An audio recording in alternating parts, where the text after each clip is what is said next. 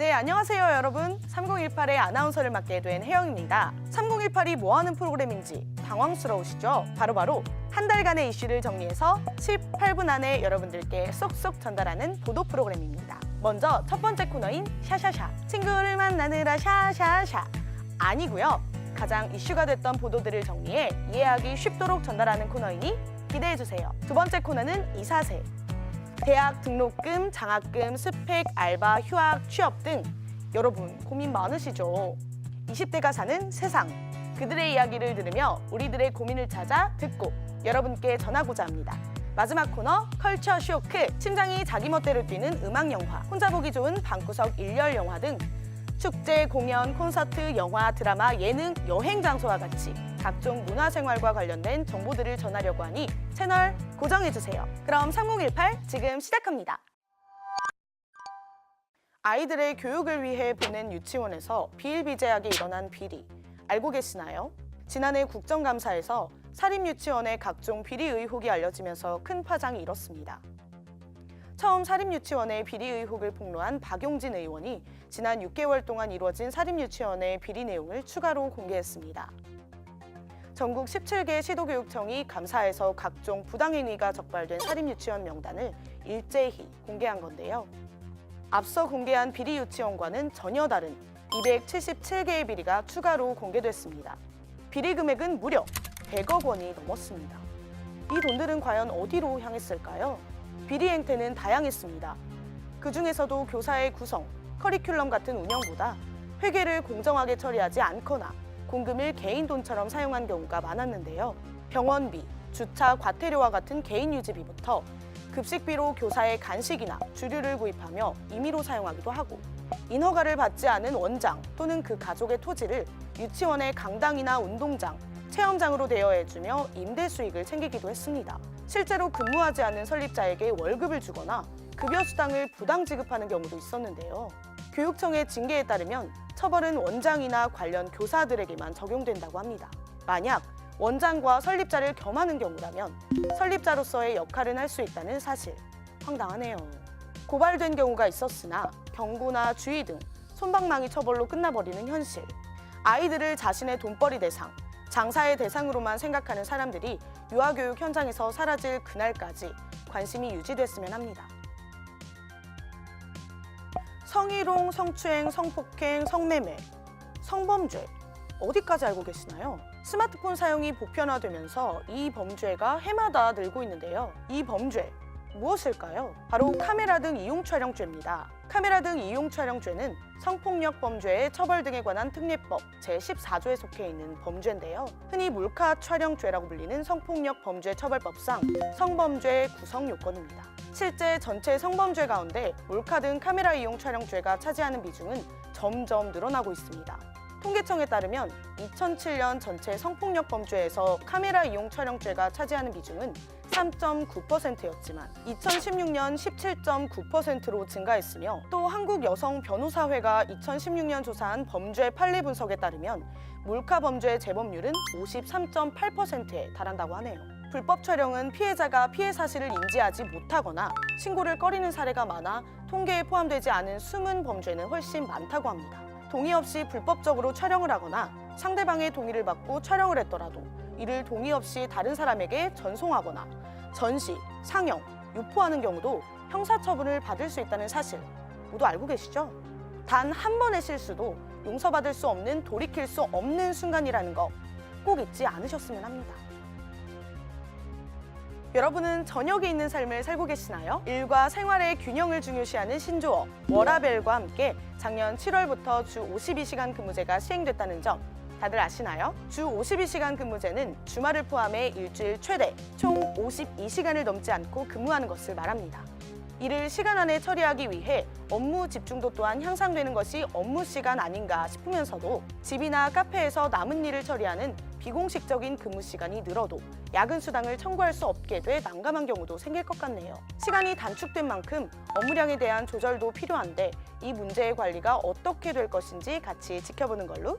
주 52시간 근무 시간은 작년 7월에 시행됐을 때 이미 6개월이라는 한 차례 유예 기간을 뒀는데요. 12월 31일에 유예 기간이 끝나자 2019년 3월까지 다시 연장함으로 인해 현재는 위반해도 처벌받지 않습니다. 여기서 주의할 점은 시행이 유예된 것이 아닌 법을 위반한 사업주에 대한 처벌 조치를 유예한 것이라는 점 잊지 마세요. 중국발 공장 스모그로 인해 우리나라로 유입되는 미세먼지! 컬컬! 여러분, 4만3이라고 들어보셨나요? 3일은 춥고 4일은 따뜻하다 라는 우리나라의 전통적 기후를 가리키는 4만4운에서 생겨난 신조어인데요. 3일은 춥고 4일은 미세먼지가 기승을 부릴 정도로 매우 심각합니다. 이 작은 미세먼지는 세계보건기구에서도 1군 발암물질로 분류할 정도로 우리 몸에 좋지 않은 영향을 미치는데요.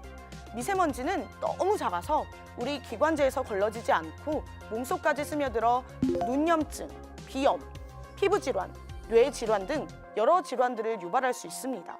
미세먼지가 기승을 부리는 날에 외출은?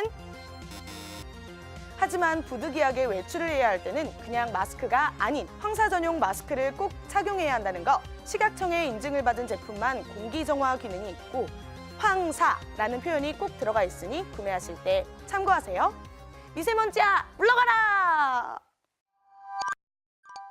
우리는 고등학교를 졸업하면 어떤 대학과 학과를 갈지에 대한 선택지에 놓이게 됩니다. 우리나라 대학의 등록금은 세계에서 두 번째로 높지만 대학 진학률은 2018년 기준 평균 69.7%를 기록했습니다. 원래는 운동적으로 진로를 결정하고 싶었는데 여러 가지 문제 사항들이 있어서 성적에 맞춰서 대학교를 찾다 보니 저희 학교에 오게 되었습니다. 어렸을 때부터 사실 대학에 와야 된다고 세뇌가 됐던 것 같아요. 어른들이 그렇게 말씀을 하시기도 했고, 너는 어느 대학 가라, 뭐 서울대 가라, 연세대 가라, 이렇게 취업할 때 좋기도 하고, 또 사회적 인식도 그렇고 대학을 나와야 또 사람 대접을 받는다는 어른들의 말씀도 한몫한 것 같아서. 이러한 학생들, 과연 대학과 꿈은 관련이 있을까요? 저는 원래 지금은 방송기술 계열에 재학 중인데 제 꿈은 광고기획자거든요.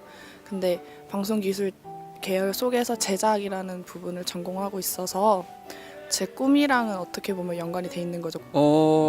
솔직히 없었는데 하다 보니까 만들어지더라고요. 우리나라는 취직, 연봉, 출세에 있어서 학벌 좋은 사람이 우월한 지위를 차지할 수 있습니다. 학벌은 능력을 인정받기 위한 필수 조건이기도 했습니다. 취업을 해서 돈을 잘 벌려면 대학을 가야 하고, 물론 취업이 잘 되는 과를 선택해야 한다. 그러면 주위 평판도 더불어 좋아진다. 정해진 공식처럼 부모님 혹은 사회가 정해준 대로만 대학을 선택한 학생들은 꿈과 멀어지게 됩니다. 대학 진학이 인생의 목표가 되고 대학만 졸업하면 세상이 내 것이 될 것 같은 환상은 현실이 아니었습니다. 운동적으로 진로를 결정할 수 있었으면 좋았겠지만 그러지 못했고, 또 그 다음에 제가 관심 있던 분야가 방송 분야여서 저희 대학교로 오게 되었습니다. 어찌 보면 전공을 살린다고 할 수도 있고, 다르게 보면 전공을 벗어나서 취직을 한다고 할 수도 있지만, 조명이라는 게 영상 안에 속해져 있는 부속되어 있는 거니까 저는 전공을 살려서 취직한다고 생각하고 있습니다. 한 아르바이트 구인구직 사이트의 통계에 따르면 대졸 취준생 절반 정도는 자신의 전공을 살리지 못한 채 다른 분야로 취업 준비를 하고 있는 것으로 나타났습니다. 취업을 먼저 하는 것이 우선이기 때문에 전공을 포기하고 취업을 한다는 의견이 많았습니다. 졸업을 한 후에 학과와 상관없이 하고 싶은 일을 하고 싶다는 의견도 있었습니다. 졸업장이 주어진다 해서 미래가 보장되는 것이 아닌 우리 사회. 대학을 가는 진정한 이유는 무엇일까요? 솔직히 저는 그러한 부분 때문에 대학에 간다고 솔직히 저는 생각을 하기 때문에 굳이 그게 없으면은 저는 가지 않을 것 같긴 한데, 그래도 대학을 한 번쯤 갔으면 좋겠습니다. 솔직히 대학 오고 나면 받는 돈도 좀 더 많아지고 사회적 인식으로도 조금 더 달라지는 시선이 있으니까 대학 오는 선택지에 큰 역할을 했던 것 같기도 해요. 현재 사회 인식이 대학 졸업을 중요하게 생각하고 있지만 꼭 그렇지 않다면 대학교가 아니더라도 스스로의 열정과 노력으로 자신의 영역을 넓혀나갈 수 있을 것이라고 생각합니다. 학벌 사회로 이뤄진 우리 사회에서 대학생들이 꿈과 용기에 희망을 가지기에는 현실이 너무나 각박했습니다. 이러한 사회에도 우리는 포기하지 않고 도전할 것입니다. 그리고 졸업장이나 스펙이 아닌 사람 됨됨이로 가치를 평가하는 사회가 실현될 수 있기를 기대합니다. 자신감을 잃지 말고 꿈을 향해 거침없이 도전하시기 바랍니다. 영화면 영화, 축제면 축제, 예쁜 카페면 카페까지 대한민국 모든 문화를 파헤치는 시간 컬처쇼크. 이번에 컬처쇼크에서 파헤친 주제는 바로 심장이 자기 멋대로 뛰는 음악영화. 음악영화는 지금까지 사람들에게 많은 사랑을 받아왔는데요. 그 중에서도 최근 사람들의 마음을 들었다 놨다 했던 영화가 하나 있었죠. 바로 2018년 10월 31일에 개봉한 영화 보헤미안 랩소디. 보헤미안 랩소디는 전설적인 밴드 퀸의 일생을 다룬 영화인데요. 처음에는 프레디 머큐리는 그저 음악의 꿈을 키우던 아웃사이더에 불과했어요. 거기다가 그저 집 나르는 일을 하던 정말 평범한 사람이었죠. 하지만 퀸을 결성하게 되면서 인생은 180도 바뀌었어요. 라디오에 나와 최초로 6분짜리 음악인 보헤미안 랩소디를 틀어 사람들에게 전설을 남기기도 했죠. 하지만 프레디 머큐리에게도 많은 고난과 역경이 따랐는데요. 과연 프레디 머큐리와 밴드 퀸의 운명은? 영화 보헤미안 랩소디는 개봉한 지 3달이 지났는데도 영화관에선 아직도 상영 중이라고 해요. 모든 영화관의 자리매진은 물론이고 퀸의 신드롬은 싱얼롱까지 탄생시켰는데요. 거기다가 보헤미안 랩소디는 오프라인뿐만 아니라 예능에서도 온라인 SNS에서도 화제가 되고 있죠. 특히 음악계에서는 밴드 퀸의 곡을 커버하는 경우가 늘고 있다고 해요. 이 정도면 대한민국 전체가 퀸 신드롬에 빠졌다고 해도 과언이 아니지 않나요? 또한 영화 보헤미안 랩소디는 관광객 평점 약 9.5를 기록하며 많은 사람들의 인생 영화로 등극했는데요. 특히 영화 속에서 그대로 재현된 라이브 에이드에서의 퀸의 공연은 관객들에게 전율을 선사했죠. 이제 밴드 퀸은 음악계에서도 영화계에서도 전설로 남게 됐네요. 예쁘고 멋지고 노래 잘하고 퀸 밴드끼리 북치고 장구치고 다 하는 영화 보헤미안 랩소디. 안 보고 배길 순 없겠죠? 그런 여러분들을 위해 영화관에서 보헤미안 랩소디를 볼 때 주의사항을 알려드릴게요. 첫째, 팝콘 사들고 가도 영화 보느라 팝콘 못 먹으니 주의. 둘째, 영화 보다가 저절로 노래를 따라 부르게 되니 주의. 셋째, 영화 보고서 일상생활이 불가하니 주의. 영화에 너무 빠지게 되면 에오만 말하고 다닐지도 모르니 조심하세요. 그럼 다음에도 흥미있는 주제로 찾아올게요. 언제 어디서든 컬처쇼크라면 채널 고정! 영화면 영화, 축제면 축제, 예쁜 카페면 카페까지 대한민국 모든 문화를 파헤치는 시간 컬처쇼크. 오늘 컬처쇼크에서 파헤친 주제는 바로 마녀의 집을 가장한 사람들의 마녀주방 체험기. 90년대에 태어난 사람들은 어렸을 때 만화를 보며 마녀의 꿈을 한 번쯤은 꿔봤을 법한데요. 마녀에 대한 동심이 있었던 사람들을 위한 꿈의 장소, 바로 마녀주방입니다. 마녀주방은 이탈리아 음식을 전문적으로 하는 음식점인데요.